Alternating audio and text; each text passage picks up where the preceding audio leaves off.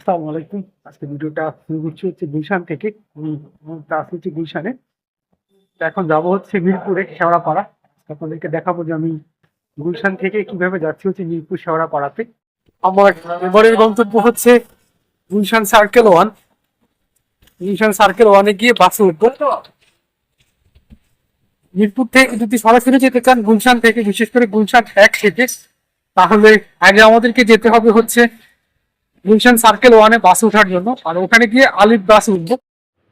আমার এবারের গন্তব্য হচ্ছে গুলশান একের সার্কেল। আর যেমনটা আমি আপনাদেরকে বললাম, আমি এখান থেকে যাব হচ্ছে মিরপুরে। সো যদি আপনি কখনও গুলশান থেকে মিরপুর যেতে চান, বিশেষ করে গুলশান এক থেকে, তাহলে আপনি চলে আসবেন হচ্ছে গুলশান একের সার্কেলে। আর এখান থেকে আলিফ বাস পাওয়া যায়। আলিফ বাসে করে একেবারে সরাসরি চলে যাওয়া যায় মিরপুর শেওড়াপাড়া এবং মিরপুর 10-এ। আমার এবারের গন্তব্য যেহেতু মিরপুর, সো আমি গুলশান একের সার্কেলে গিয়ে এখান থেকে আলিফ বাসে উঠব। আর এছাড়াও বিকল্প উপায় হচ্ছে, যদি রাস্তায় খুব বেশি যানজট থাকে তাহলে আপনারা গুলশান থেকে চলে যাবেন হচ্ছে বিজয় সরণিতে। আর ওখান থেকে মেট্রো দিয়ে চলে যাওয়া যাবে।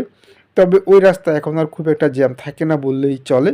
সেজন্য আমার আর মেট্রো দিয়ে যাওয়ার দরকার হবে না, আমি যাব হচ্ছে বাসে। আর যদি আপনারা কখনও গুলশান 2 থেকে যান, সেই ক্ষেত্রে কিন্তু আপনারা চলে যাবেন হচ্ছে বনানী। আর বনানী থেকে মিরপুরে যাওয়ার বাস পাওয়া যায়। অলমোস্ট আমি এসে পৌঁছে গেলাম হচ্ছে গুলশান একের সার্কেলে, এখন বাসে উঠবো। বলা চলে আমার ভাগ্য কিছুটা ভালো, কিন্তু গুলশান একের সার্কেলে এসে বাস পেয়ে গেলাম। এখানে বেশিক্ষণ দাঁড়াইতে হয়নি, জাস্ট আমি আসছি আর বাসটাও চলে আসছে। যেমনটা বললাম, গুলশান এক থেকে যদি আপনারা কখনো মিরপুর যেতে চান তাহলে আপনারা যেতে পারেন হচ্ছে আলি এই বাসটাতে করে। আমরা এখন যাচ্ছি হচ্ছে মহাখালীর দিকে, আর এখানে কিন্তু সিগন্যালে পড়ে গেল।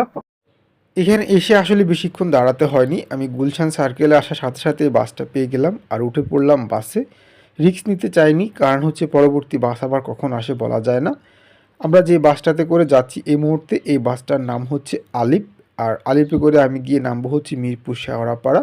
সময় লাগবে অলমোস্ট 1 থেকে 1.5 ঘন্টার মতো। আর এই বাসের ভাড়া রাখবে হচ্ছে মাত্র 30 টাকা। যদি আপনি স্টুডেন্ট হন তাহলে ভাড়া রাখবে হচ্ছে গিয়ে 20 টাকা। সো আমরা এখন যে রাস্তাটা দিয়ে যাচ্ছি এটা হচ্ছে মূলত গুলশান এক থেকে মহাখালী আমতলির দিকে যাওয়ার রাস্তা। আর এই রাস্তা দিয়েই যাওয়ার পথে পড়বে হচ্ছে গিয়ে তিতুমির কলেজ, বক্ষব্যাধি হসপিটাল সহ ব্র্যাক ইউনিভার্সিটি সহ আরও বেশ কয়েকটি প্রতিষ্ঠান। এই রাস্তাতেই অবস্থিত হচ্ছে গাউসুল আজম মসজিদ। এই মুহূর্তে আসলে রাস্তায় খুব একটা জ্যামজট নেই, বা একেবারে হালকা জ্যামজট দেখে হয়তো বুঝতে পারছেন। বাট অনেক সময় এই জায়গাটাতেই বসে থাকতে হয় 15 থেকে 20 মিনিটের মতো। সো খুবই ভারী জ্যাম থাকে তখন। বলা চলে আজকে সব দিক দিয়েই ভাগ্য ভালো মনে হচ্ছে। যাই হোক, আমি এই মুহূর্তে চেষ্টা করছি আমাদের পরিচিত ঢাকা শহরের দৃশ্যগুলো আপনাদেরকে দেখানোর জন্য। এটাই হচ্ছে কর্মব্যস্ত ঢাকা শহর। এই শহরে আসলে জ্যামজট থেকে শুরু করে ঘনবসতি, মানুষজন সব কিছুই রয়েছে। আর এটা এমন এক শহর যার জন্য এই শহরকে বলা হয় হচ্ছে জাদুর শহর। তো আমাদের গাড়ি এই মুহূর্তে ছুটে চলেছে হচ্ছে মহাখালী আমতলির দিকে। আর মহাখালী আমতলি থেকে মহাখালী রেল স্টেশন হয়ে আমরা চলে যাব হচ্ছে মিরপুরে। তো অলমোস্ট দেখেই বুঝতে পারছেন যে আমরা মহাখালী আমতলি এসে পৌঁছে গিয়েছি। এই পর্যায়ে এসে আমি আপনাদের সাথে পরিচয় করিয়ে দিব আমার আজকের ভিডিওর যে স্পন্সর, সেই স্পন্সরের সাথে। আমাদের আজকের ভিডিওটি স্পন্সর করেছে ব্যাগবার্স।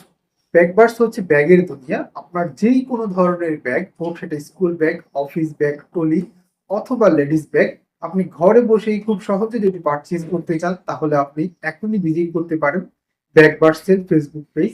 আমি ভিডিওর ডিসক্রিপশনে এবং কমেন্টে ব্যাগবার্সের লিঙ্ক দিয়ে দেবো। আর সবাইকে রিকোয়েস্ট করবো আপনার পছন্দের ব্যাগটি সংগ্রহ করবেন ব্যাগবার্স থেকে।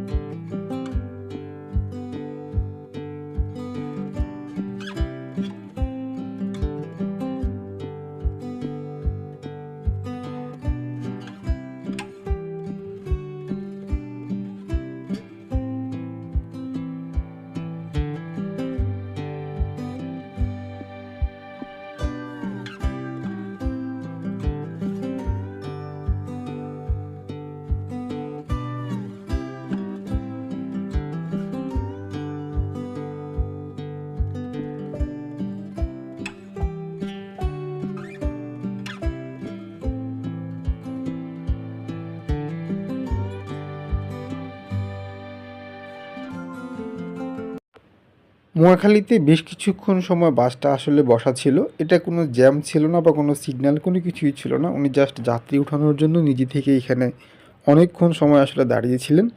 যার জন্য খুবই বিরক্তও লাগতেছিল। আর এখানে যারা যাত্রী ছিল তারাও অনেক বিরক্ত হয়েছে। তো সবাই আসলে যান না বলার পরে উনি গাড়িটা ছাড়লো আর একেবারে বিএফ শাহিন কলেজের সামনে এসে আবার দাঁড়ালো। এখানেও বলা চলে বেশ কিছুক্ষণ সময় দাঁড়িয়েছিল। তবে মহাখালীতে উনি তুলনামূলকভাবে অনেক বেশি সময় আসলে দাঁড়িয়েছিলেন, যেটা অনেক বিরক্তির একটা কারণ ছিল। তো ওনাদেরকেও আবার কি বলবো, ওনাদের গাড়ি যদি ঠিকমতো যাত্রী ওনারা না উঠাতে পারে, ওনাদের আসলে গাড়ির যে মেনটেনেন্স খরচ, সেই খরচটাও অনেক সময় ওনারা উঠাতে পারে না। তো যার জন্য সব দিক দিয়ে বিবেচনা করতে হয়। এই মুহূর্তে আমরা আসলে এসে পৌঁছে গেলাম হচ্ছে প্রধানমন্ত্রীর কার্যালয়ের সামনে। এখান থেকে ঠিক সামনেই হচ্ছে গিয়ে প্রধানমন্ত্রীর কার্যালয়। আর এই জায়গাটার নাম হচ্ছে জাহাঙ্গীর গেট। আমাদের আর অলমোস্ট যদি বলা হোক যে তাহলে আমাদের হয়তো সময় লাগবে 15 থেকে 20 মিনিটের মতো। প্রধানমন্ত্রীর কার্যালয়ের সামনে এসে তারা অনেকক্ষণ দাঁড়িয়ে থাকতে হলো। এখানেও একটা সিগন্যাল ছিল। সো সিগন্যালটা আসলে ছাড়ার পরেই আমরা যাব হচ্ছে গিয়ে মিরপুরের দিকে। আর আমরা যাব হচ্ছে মূলত চীনমন্ত্রী সম্মেলনের সামনে দিয়ে।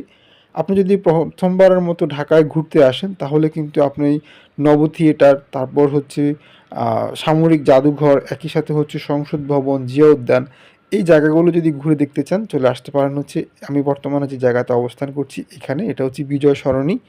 তো বিজয় সরণি থেকেই এই জায়গাগুলো খুব কাছে। রাস্তার ঠিক অপর পাশেই হচ্ছে নব থিয়েটার ও সামরিক জাদুঘর। আর সোজা চলে গেলে আপনারা দেখতে পাবেন হচ্ছে জিয়া উদ্যান। আর আমরা পিছনে রেখে আসছি হচ্ছে প্রধানমন্ত্রীর কার্যালয়। আর জিয়া উদ্যানের ঠিক সামনেই হচ্ছে কিন্তু সংসদ ভবন। সো বুঝতে পারছেন যে এই রাস্তাতে অবস্থিত হচ্ছে বেশ কয়েকটি ঐতিহাসিক এবং দর্শনীয় স্থান। আবার এখান থেকে খুব কাছেই হচ্ছে কিন্তু বিমান বাহিনী জাদুঘর। সো আপনারা চাইলে কিন্তু বিমান বাহিনী জাদুঘর থেকেও ঘুরে আসতে পারেন। আবার বিমান বাহিনী জাদুঘর থেকে খুব কাছেই হচ্ছে বিজ্ঞান জাদুঘর, মুক্তিযুদ্ধ জাদুঘর। আবার যদি আপনারা কখনো চিড়িয়াখানা ঘুরতে যেতে চান তাহলে চলে যেতে পারেন হচ্ছে মিরপুর 1-এ। সো বুঝতেই পারছেন যে একটা জায়গা থেকে একটা জায়গাতে খুব বেশি দূরে তা কিন্তু না। তো আমরা চাইলে কিন্তু এখন মেট্রো দিয়েও মিরপুর চলে যেতে পারতাম। আর মেট্রো দিয়ে গেলেও আমাদের অলমোস্ট সময় লাগতো 10-15 মিনিটের মতো, কারণ মেট্রোর টিকিট কাটতে অনেক সময় লেগে যায়। মেট্রোতে উঠার পরে সময় কম লাগে কিন্তু টিকিট কাটতে সময় অনেক বেশি লাগে। সো আমি আর সেই জন্য মেট্রো দিয়ে না গিয়ে আমরা এখনও বাসেই যাচ্ছি। আর সবচেয়ে বড় কথা হচ্ছে রাস্তায় জ্যাম নেই। এই রাস্তা একটা সময় ছিল যে হিউজ পরিমাণের সময় মানুষকে আসলে জ্যামে বসে থাকতে হতো। তো সেই দুর্ভোগটা এখন আর নেই বললেই একেবারে চলে, কারণ এখানে একদমই এখন দেখেই হয়তো আপনারা বুঝতে পারলেন যে অল্প সময়ের মধ্যেই কিন্তু আমরা এসে পৌঁছে গেলাম হচ্ছে আগারগাঁও। তো এই জায়গাটার নামই হচ্ছে মূলত আগারগাঁও। আর বিমান বাহিনী জাদুঘর এখানেই অবস্থিত। জাস্ট রাস্তাটা পার হলেই হচ্ছে গিয়ে আমাদের বিমান বাহিনী জাদুঘর। আবার এখান থেকে কিন্তু শিশু মেলাও খুব কাছে। মানে যে রাস্তাতে আমি অবস্থান করছি এই রাস্তা ধরে আপনারা 20 টাকা রিক্সা ভাড়া দিয়ে চলে যেতে পারবেন হচ্ছে শিশু মেলার সামনে। তো একটা জায়গা থেকে আসলে আরেকটা জায়গা আপনি তখনই ঘুরে মজা পাবেন যখন আপনি জায়গাগুলো চিনবেন। তবে এই মুহূর্তে আমার কাছে খুবই বিরক্ত লাগতেছে। আর বিরক্ত লাগার কারণ হচ্ছে আমাদের এই গাড়িটা কিন্তু অযথাই জায়গায় গিয়ে দাঁড়িয়ে থাকে। তবে এখন উনি লোক উঠাচ্ছে, আবার একটু পরে সামনে গিয়ে উনি দাঁড়িয়ে থাকবে অনেকক্ষণ সময়। এটা অনেক বাজে একটা অভ্যাস হয়ে গেছে এই রোডে যেসব ড্রাইভার রয়েছেন বা চালক রয়েছেন তাদের। তারা যাত্রী পান না, এটার জন্য হচ্ছে গিয়ে যে যাত্রী গাড়িতে আসে তাদের আসলে ভোগান্তির সৃষ্টি করেন। তো এটা নিয়ে আসলে আর কিছু বলার নেই। আমরা অলমোস্ট চলে এসেছি হচ্ছে মিরপুরে। তো আমি সামনে গিয়ে নামবো। আমি নামবো হচ্ছে শেওড়াপাড়া।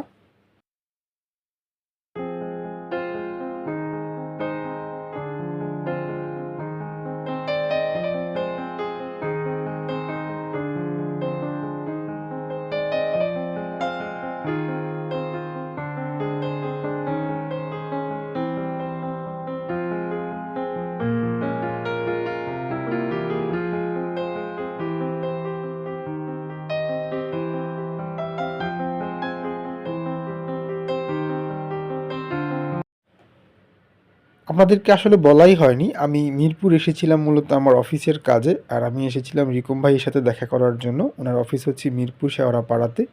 আপনারা যারা নিয়মিত আমার ভিডিও দেখেন আপনারা হয়তো জানেন আমার অফিস হচ্ছে গুলশান 1-এর 28 নম্বর রোড। তো আমি ওখান থেকেই মূলত ভিডিওটা শুরু করেছিলাম। তো অলমোস্ট আমি মিরপুরে যে কাজ ছিল সেই কাজগুলো শেষ করে এখন আর অফিসে ফিরে যাব না, এখন বাসায় চলে যাব। আবার আমার বাসা হচ্ছে দক্ষিণখান।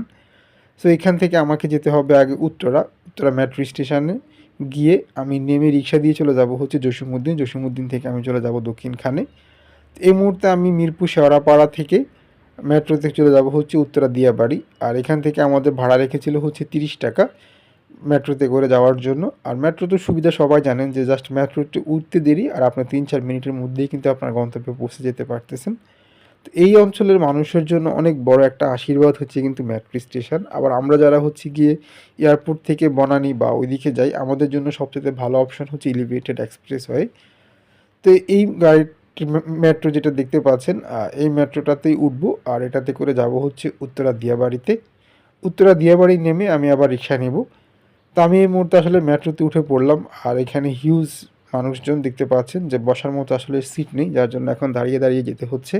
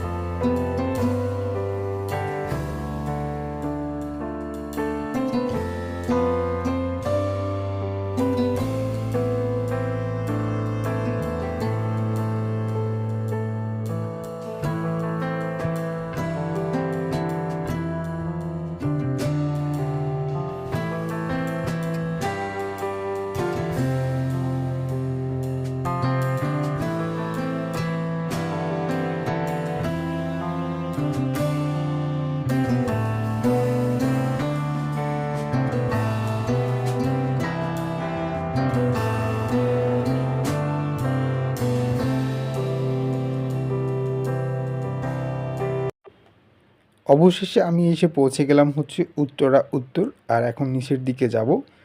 নিচে যাওয়ার জন্য আমি এই মুহূর্তে ব্যবহার করছি এসকেলেটর। আর নিচে গিয়ে যেমনটা আগেও বললাম, আমি একটা রিক্সা নিব।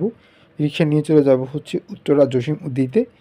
এখান থেকে উত্তরা জসিমউদ্দি পর্যন্ত যাওয়ার জন্য আমাদের ভাড়া রাখবে 60 টাকা।